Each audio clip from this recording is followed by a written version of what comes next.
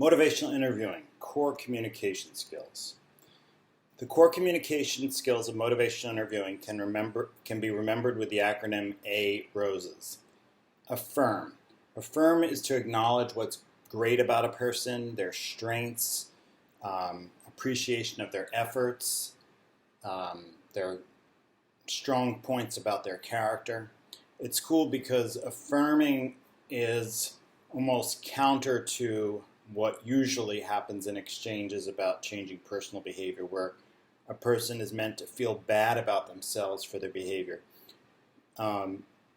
William Miller and Steve Rolnick described in the book Motivational Interviewing how there's a fascinating paradox. When people feel like they're unacceptable, they're immobilized, they're unable to change. But when they feel like they're accepted for who they are, then they can be freed to change. And that's one of the strongest reasons to affirm, to be able to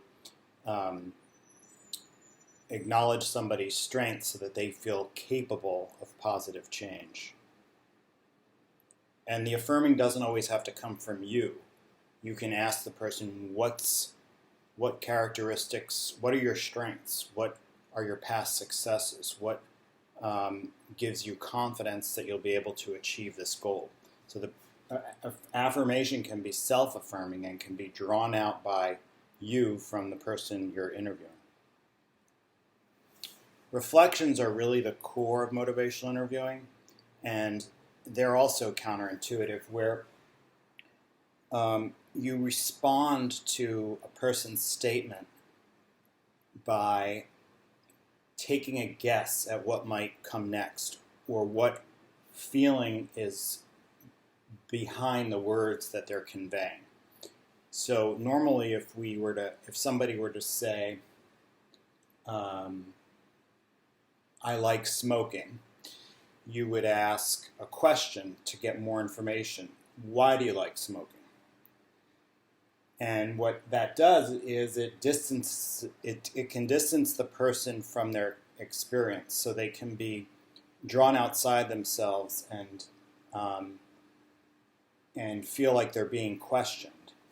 If you make a statement that guesses at what might be their underlying feeling, or what might be what they would say next, it allows them to keep talking. It allows them to remain within their own experience and continue to explore their feelings with you. So if they were to say, I like to smoke, and you were to say, smoking relaxes you, then you're making a guess at what they like about it.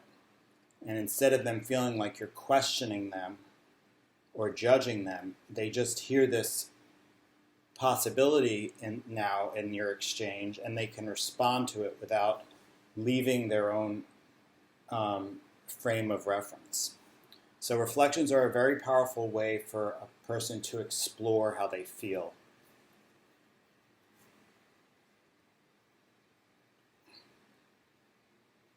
Open questions. There are two types of questions. One is open and one is closed. A closed question asks for a very has a limited range of responses. So how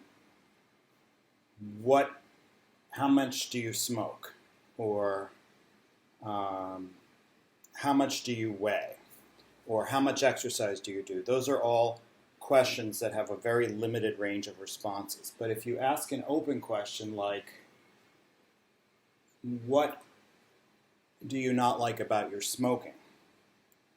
Then it allows the person to explore and be an active participant in the conversation, rather than a passive recipient just answering your set of questions. So if someone is going to leave your interview and actually take action to make positive change, then a good precursor to that possibility would be being active in your conversation.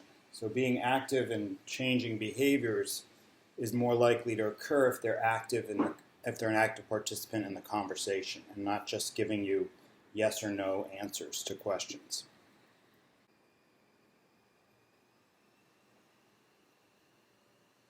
Summaries. So summaries in motivational interviewing serve two purposes. One is they give a signal to the person that you're listening, paying attention to what they're saying, and they can further reinforce for a person their own thinking about something when they hear it back to them. They can also clarify anything that they're feeling if your summary doesn't capture all that they feel. The second thing that summaries do is they help somebody on the path towards change. So a summary of a segment of dialogue where somebody has gone back and forth about the pros and cons of smoking. If a summary collects all of the cons of smoking and presents it back to them, the person hears all of their own arguments for change, and that can further their momentum towards a positive change. Emphasizing autonomy is one of the most effective things that can be done in motivational interviewing, and it's simply saying this choice is whether or not you decide to change is up to you.